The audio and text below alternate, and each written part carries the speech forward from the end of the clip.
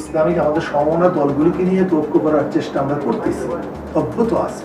এখন সবাই অনুভব করছেন যে আগামীর দিনটা এক জালিমের হাত থেকে আরেক জালিমের হাতে যাওয়া উচিত। ইসলামিক দলগুলোর নেতাকর্মীরা একের পর এক বক্তব্য চালিয়ে যাচ্ছেন, যা আগামী দিনের রাজনীতিতে নতুন এক বার্তা দিচ্ছে। তাদের বক্তব্যে বারবার উঠে এসেছে একত্রিত হওয়ার আহ্বান। তবে এখন স্পষ্টভাবে বোঝা যায়নি যে তারা সত্যিই কি এক হয়ে আসন্ন নির্বাচনে অংশগ্রহণ করবে কিনা। বর্তমান পরিস্থিতিতে ইসলামিক দলগুলোর ভিতরে একত্রিত হওয়ার প্রবণতা বাড়ছে, যা তাদের ভবিষ্যৎ রাজনীতির জন্য গুরুত্বপূর্ণ হয়ে উঠতে পারে। তবে একত্রিত হওয়ার ডাকে এখন রয়েছে চরমনায়ও। এর মাধ্যমে আশা করি এখন ইসলামের পক্ষের একটা ভালো ক্ষেত্র তৈরি হয়েছে। সেই ক্ষেত্রে যদি আমরা সময় উপযোগী ইচ্ছালি করতে না পারি, তাহলে এটা তো আমাদের জন্যে অকল্যাণ এবং দুঃখ। ইসলামী আন্দোলন বাংলাদেশের আমির মুফতি সৈয়দ মোহাম্মদ রেজাউল করিম সম্পর্কে একটি সংবাদ সম্মেলনে বলেছেন, ইসলামিক দলগুলো একত্রিত হয়ে যাচ্ছে। এ সময় তিনি সকল দলকে মতপার্থক্য বলে ঐক্য হওয়ার আহ্বান জানিয়েছেন।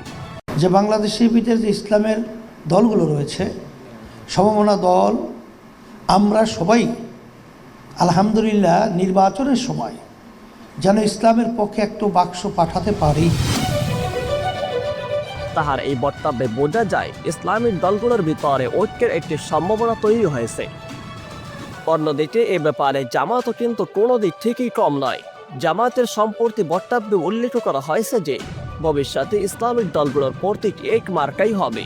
পরস্পরের জন্য পরস্পরের দুয়ার খোলা থাকে। আমরা ভারতের কাছে সেইটা প্রত্যাশা করি এবং কাঁটাতারের বেড়া এখন দেয়নি, বহু আগ থেকে শুরু করেছে, দেওয়া অব্যাহত আছে।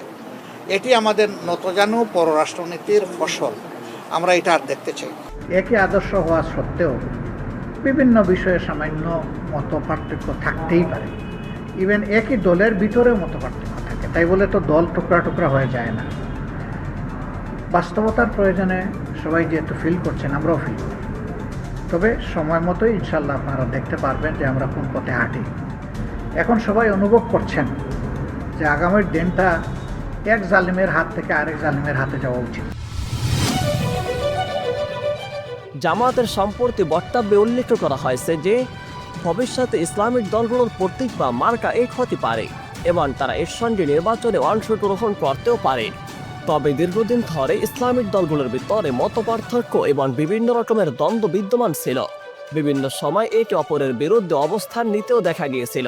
তাদের অভ্যন্তরীণ মতবিরোধ এবং কৌশলগত পার্থক্যই এতদিন তাদের ঐক্যের পথে বড় বাধা হিসাবে কাজ করেছে।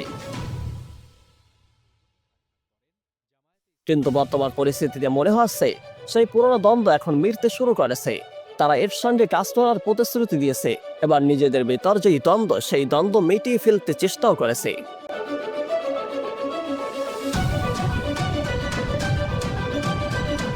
বিশেষ করে তাহার ভিতরে জামাত ও চরমনের ভিতরে বিশেষ করে দেখা গিয়েছিল মতবিরোধ ও মতপার্থক্য। একে অপরের বিরুদ্ধে বিভিন্ন রকম স্লোগান বা বিভিন্ন রকম কথাও বলেছিল। তবে বর্তমান সময় দেখা গিয়েছে জামাতের আমির ঐক্যের একটি প্ল্যাটফর্মে আনার জন্য চরমনায় গিয়েছেন। তিনি চরমনায় গিয়ে ইসলামী আন্দোলনের আমির সৈয়দ মোহাম্মদ রেজাউল করিমের সঙ্গে দেখাও করেছেন। তবে এ থেকে স্পষ্ট এটি হয় যে জামাত ও চরমনের ভিতরে দীর্ঘদিন যাবৎ যেই ফাটলগুলো দেখা গিয়েছিল, সেই ফাটল হয়তো আগামী দিনে আর থাকছে না। আর ইসলামিক দলগুলোর ঐক্য যদি বাস্তবায়িত হয়, তবে এটি বাংলাদেশের রাজনৈতিক অঙ্গনে একটি বড় পরিবর্তন আনতে পারে। তবে এখনো পুরোপুরিভাবে বিষয়টি ধোঁয়াশার মধ্যেই রয়ে গিয়েছে,